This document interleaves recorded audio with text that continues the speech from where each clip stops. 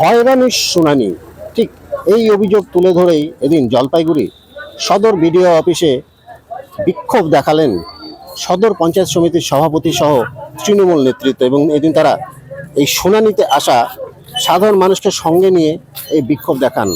তৃণমূল নেতৃত্ব তথা পঞ্চায়েত সমিতির সভাপতির দাবি যে এই যে শুনানির নামে সাধারণ মানুষকে যেভাবে হয়রান করা হচ্ছে তা বন্ধ করা হোক এবং শুনানির নিয়ম পদ্ধতি সরলীকরণ করা হোক, না হলে কিন্তু তারা আরো বৃহত্তর আন্দোলনে যাবেন বলে হুঁশিয়ারি দিয়েছেন। এসআইআর শুনানি ঘিরে জলপাইগুড়ি সদর বিডিও অফিসে তৃণমূলের বিক্ষোভ। এসআইআর শুনানির নামে সাধারণ মানুষকে হয়রানির অভিযোগ তুলে জলপাইগুড়ি সদর বিডিও অফিসে বিক্ষোভ দেখালো শাসক দল তৃণমূল কংগ্রেস। সোমবার সকাল থেকে বিডিও অফিসে শুনানির জন্য লম্বা লাইনে দাঁড়িয়েছিলেন বৃদ্ধ মহিলা ও শিশু সন্তান কোলে থাকা মায়েরা। দুপুর নাগাদ হঠাৎ বিক্ষোভ শুরু হয়। নেতৃত্ব দেন সদর পঞ্চায়েত সমিতির সভাপতি বিনয় রায় ও ব্লক সভাপতি অর্জুন দাস। তৃণমূলের অভিযোগ, বিজেপির ইশারায় নির্বাচন কমিশন কাজ করছে, যদিও বিজেপির পাল্টা দাবি তৃণমূলই অযথা উত্তেজনা ছড়াচ্ছে। কি নাম আছে? বিমলা সেন। আপনার বয়স কত? বললাম না, ওই 80 পার হয়েছে। বাড়ি কোথায়? সেনপাড়া। এখানে কেন আসছে? এই যে ভোটের নামটা উঠেছে না, 2 সালেরটা যেই নেই বাদে, আমি জানিয়ে না ওটা। তখন কোথায় ছিল? আমি কাজে গেছিলাম, বাইরে বাইরে কাজে গেছিলাম। ছোট ছোট। আচ্ছা, আপনি তো তার আগে তো ভোটের নাম। হ্যাঁ, তারপরে তাও দিছি তাও উঠছে না। না। আপনাদের কি হয়রান করা হচ্ছে? হ্যাঁ, খুব হয়রান হচ্ছে। আজকে 4 দিন আসছি ঘুরতে, হয় না। হবে না? কি বলতেছে? বলে এগুলো দিয়ে হবে না, তোমার বাবা মা নিয়ে আসো। আমি এলে বাবা মার কোথায় পাবো কোন? তো আমার মা হচ্ছে 1 মাস বসে, বাবা একটু উপযুক্ত হচ্ছে, বাবা মারা গেছে। তখন তো কিছু ছিল না, এখন তো পরে বাড়ির মানুষ। আপনি তো নিজে অনেকবার ভোট দিয়েছেন। হ্যাঁ, ওইটা কাগজ তো। কি ভয় পাচ্ছেন? কোনো ভয় পাচ্ছেন? ভয় পাচ্ছি না, ওই যে নাতি গুলার হচ্ছে না, আমার মেয়েগুলোর হচ্ছে না, দিবে না আমার, না হলে ঘুরে ঘুরে দিচ্ছে। ওরা আমাকে গালাগালি করতেছে, তুই কিছু করতে পারি নাই, আমার বাচ্চাগুলো নষ্ট হয়ে যাবে, আমার মেয়ে ওর গালে। আপনার বাড়ি কোথায়? বাউপাড়া। এই বলে এতটুকু বাচ্চা নিয়ে কোথায় এসেছিলেন? এসআইআর ফর্মের জন্য আসলাম, ডাকছিল। আচ্ছা, কি কোনো ভুল ছিল কোথাও? হ্যাঁ, আমার বাবার নামে ভুল ছিল। কোনো নাম তো ছিল? হ্যাঁ, নাম আছে, নামের মধ্যে রাজেন্দ্র পড়ে, তো রাজেন্দ্র পড়ে, রাজেন পড়ছে। ওইটুকুর জন্য এখানে আসতে হলো? বাচ্চা ওইটুকুর জন্য আসতে হয়েছে। আমার বিয়ে শিলিগুড়িতে হয়েছে। আচ্ছা, আমি শিলিগুড়ি থেকে এখানে আসি। এইটুকু বাচ্চা নিয়ে এইটুকু বাচ্চা নিয়ে। কত ঘন্টা লাগলো এখানে তো আপনার কাজ করতে? 3 ঘন্টা লেগে গেছে। এটা তো একটা অসুবিধা। হ্যাঁ, অসুবিধা তো অনেক। এই কোলের বাচ্চাকে নিয়ে অত দূর থেকে আসতে হয়েছে ছোটে। তখন থেকে বসে বসে তো অবস্থা খারাপ। একটা হয়রানি হচ্ছে একটা। হয়রানি তো অনেক হচ্ছে। মুভমেন্ট করলাম, দেখবেন গোটা রাজ্যে এসআইআর এর নামে সাধারণ মানুষ যেভাবে হয়রানি হচ্ছে। আজকে যখন আমরা কয়েকজন লিডারশিপ যখন অফিসে আসি, 2টা ক্যাম্পেই আমাদের এই ব্লক অফিসের ভেতরে এবং আরটিসি হল করে, আমরা নিজেরাই দেখে খুব খারাপ লাগছে যে সেখানে অসুস্থ লোকজন থেকে শুরু করে, সেখানে প্রতিবন্ধী থেকে শুরু করে, এবং প্রচুর কোলে বাচ্চা নিয়ে এসছে, তাদেরকে দেখে আমাদেরই খুব খারাপ লাগছিল। মানুষ স্বতঃস্ফূর্তভাবে আমরা সবাই মিলে একটা বিক্ষোভ সেখানে দেখালাম, যেন যেভাবে হয়রানি করা হচ্ছে এই হয়রানির প্রতিবাদে আমাদের এই বিক্ষোভ মিছিলটা ছিল।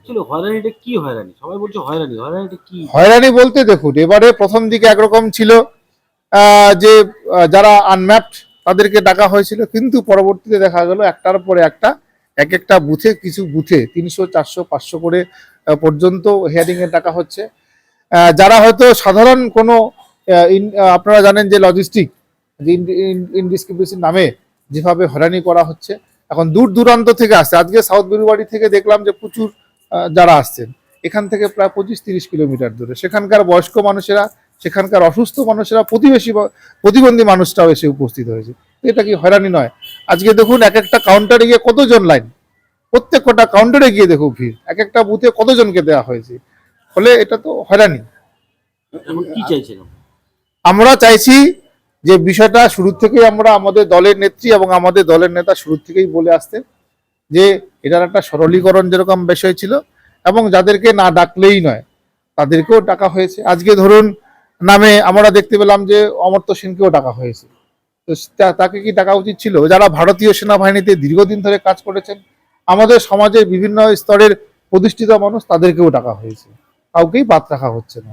সেটার বিরুদ্ধেই আমাদের প্রতিবাদ। এটা তো একটা প্রক্রিয়া, নির্বাচন কমিশনের একটা প্রক্রিয়া। এটা তো এসআইআর তো আগেও হয়েছে, আবার হবে, তো সেখানে এত নির্বাচন বিরোধীরা অভিযোগ করছে, একটা এত আপনারা- প্রক্রিয়া আর একটা এই প্রক্রিয়াটাকে কারো দ্বারা বায়াসড হয়ে নিয়ে করা, দুটোর মধ্যে ফারাক আছে। ইলেকশন কমিশন যদি ইলেকশন কমিশনের মতন করে করতো তাহলে সাধারণ ভাবে হয়ে যেত, কিন্তু আমরা দেখতে পাচ্ছি যে বিভিন্ন ক্ষেত্রে বিজেপির সুশুরিতে বা বিজেপির বুদ্ধিতে তারা রাত থেকে বুদ্ধি দিচ্ছে, তারপরের দিন গিয়ে আরেকটা করে তারা হয়তো অর্ডার পাস করছে।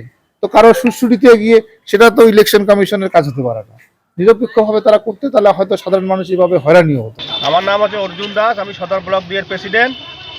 আজকে যে আমাদের সাধারণ মানুষকে হয়রানি করতেছে, দিন দিন যে নির্বাচন কমিশন চেঞ্জ করতেছে বিজেপির নির্দেশ অঙ্গুলি হেলনে, তার বিরুদ্ধে আমরা প্রতিবাদ জানাচ্ছি, যাতে আগামী দিন এটার সরলীকরণ করা হয়। না হলে তো সাধারণ মানুষ এইভাবে হ্যারাসমেন্ট হচ্ছে, যে কাগজ চাচ্ছে এই কাগজ দিতে পারতেছে না। তাই এই জন্য আমাদের প্রতিবাদ, যাতে সমস্ত এলাকার ভোটাররা সুরক্ষিত থাকে, তার জন্যই আমার এটা আজকে প্রতিবাদ, এইটাই আমাদের দাবি। এখানে কারা কারা আছে? আজকে আমাদের সাধারণ লোক আছে, এখানে আমাদের পঞ্চায়েত সমিতির সভাপতি আছে, আমাদের জয় হিন্দ বাহিনী সভাপতি, যুব তৃণমূল সভাপতি, এবং আরও আমাদের সদর ব্লক 2 তৃণমূল কংগ্রেস কমিটির অনেক সহসভাপতি এখানে উপস্থিত আছেন। পঞ্চায়েত সবাই মিলে আসি, সাধারণ লোক ভোটার সবাইকে নিয়ে আমরা প্রতিবাদ জানাচ্ছি। বাবু, আজকে জলপাইগুড়ি সদর বিডিও অফিসে তৃণমূল নেতৃত্ব এবং পঞ্চায়েত সমিতি যিনি সভাপতি, তারা আজকে সাধারণ মানুষকে সঙ্গে নিয়ে বিক্ষোভ দেখিয়েছিলেন, যারা ওখানে এসআইআর শুনানিতে এসেছিলেন। এবং তাদের অভিযোগ যে এই এসআইআর নামে মানুষকে দিনের পর দিন হয়রানি করা হচ্ছে, প্রতিবন্ধী মানুষকে আসতে হচ্ছে, শিশু কোলে নিয়ে মাকে আসতে হচ্ছে, অসুস্থ মানুষদের আসতে হচ্ছে। কি বলবেন পুরো বিষয়টা নিয়ে? দেখুন, তৃণমূলের প্রথম থেকেই একটা প্রবণতা দেখা গেছে, সেটা হচ্ছে সাধারণ মানুষকে তারা বিভ্রান্ত করার চেষ্টা করছে।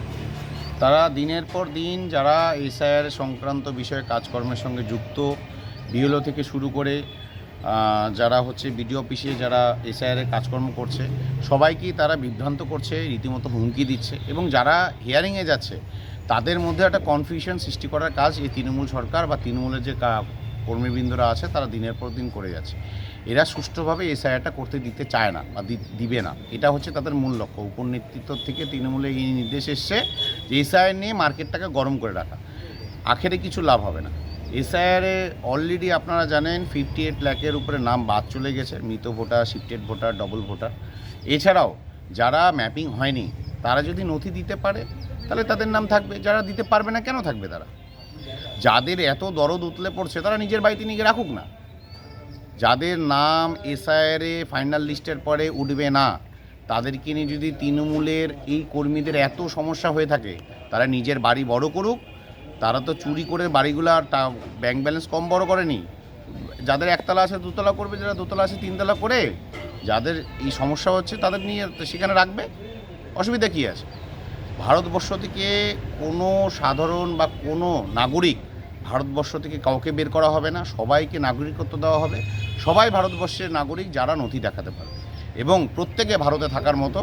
আমি যতটুকু থাকার অধিকার রাখি, আমার যে বন্ধু আছে মোহাম্মদ রফি সেও ততটুকু রাখে, আমার যে আরেকজন বন্ধু আছে যে খ্রিস্টান, সেও ততটুকু ক্ষমতা রাখে ভারতবর্ষে থাকার। কিন্তু আমাদের সবার কাছে সম্পূর্ণ নথি থাকা দরকার।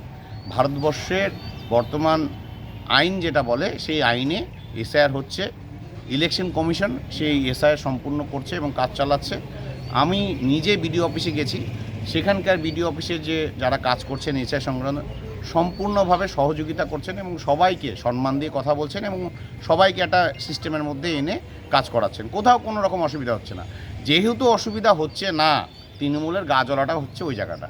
অসুবিধা না হওয়ার জন্য তারা একটা সৃষ্টি করছে, একটা ঝামেলা করার সৃষ্টি করছে। আর বিডিও অফিসে কোনো ঝামেলা নেই, সবাই যাচ্ছে। হ্যাঁ, আপনারা বলতে পারেন যে হ্যাঁ, কিছু বয়স্ক মানুষ যাদেরকে এসআইআরে যেতে অসুবিধা হচ্ছে, বাড়িতে অনেক কাজ পেলে বা অফিসের অনেক কাজ পেলে তাদেরকে যেতে হচ্ছে, এই হয়রানিগুলো তো হচ্ছে। আমরা অস্বীকার করছি না যে হয়রানিটা, কিন্তু এই হয়রানিটা দিনের পর দিন হচ্ছে না। আপনাদেরকে একটা দিন সেই মানুষকে সংক্রান্ত তাদের নথি নিয়ে একদিন ডাকা হয়েছে, সেই সময়টা সেখানকার বিএলও বলে দিয়েছে দুপুর 2টায় যাবেন, না সকাল 12টায় যাবেন, না বিকাল 4টায় যাবেন। তাকে দুপুর যাকে 12টায় যেতে হচ্ছে, 12টা থেকে 2টার মধ্যে, আমি নিজে দাঁড়িয়ে থেকে দেখেছি, দুপুর যদি 12টায় তার টাইম থাকে, তার 2টার মধ্যে সমস্ত কাজ শেষ হয়ে যাচ্ছে, সে বাড়ি বা নিজের কর্মক্ষেত্রে ফিরে যেতে পারছে। এটা তো কোনো অসুবিধা নেই। তো এই যে সম্পূর্ণভাবে সুষ্ঠুভাবে যেহেতু হচ্ছে, এটা তৃণমূলের গায়ে লাগছে। সমস্ত সাধারণ মানুষজন এসআইআরের পক্ষে, যাদের কাছে নোটিশ এসছে তারাও নিজের তরফ থেকে যেগুলা কাগজ আছে তারা গিয়ে তাদের নথি জমা করে আসে, কেন তাদেরও কর্তব্য, ভারতীয় হিসেবে প্রত্যেকটা মানুষের কর্তব্য যে নিজে আমরা যে আমাদের কাছে নোটিশ এসছে বা আমরা যে ভারতীয়, সেই নথি যদি আমাদের কাছে ভারত সরকার বা আমাদের যে ইলেকশন কমিশন আছে ভারতবর্ষের, সে যদি চেয়ে থাকে তাহলে সেটা আমাদেরকে দিতে হবে। এটা খুব স্বাভাবিক প্রক্রিয়া। বিগত দিনেও হয়েছে এসআইআর 2002-এ, আমরা জানি, তখনও এসআইআরের নথি যখন চেয়েছিল তখনও দিয়েছে। ভারতবর্ষে প্রথমবার এসআইআর হচ্ছে না, 14 বার এর আগে এসআইআর হয়েছে। প্রথমবার এসআইআর হচ্ছে এরকম তো না, কিন্তু এইবার বর্তমান যে সরকার, তৃণমূল সরকার, চাচ্ছে না এসআইআরটা সুষ্ঠুভাবে হোক। এর জন্য তারা ঝামেলা সৃষ্টি করছে বিভিন্ন জেলায় এবং বিভিন্ন বিডিও অফিসে। তাদের নেতৃত্বটাই বলে বেরিয়েছে ফোনে আপনাদের ক্যামেরায় ঋষি চক্রবর্তীর সঙ্গে তিতাস পাল, জজবাত 24 বাংলা, জলপাইগুড়ি।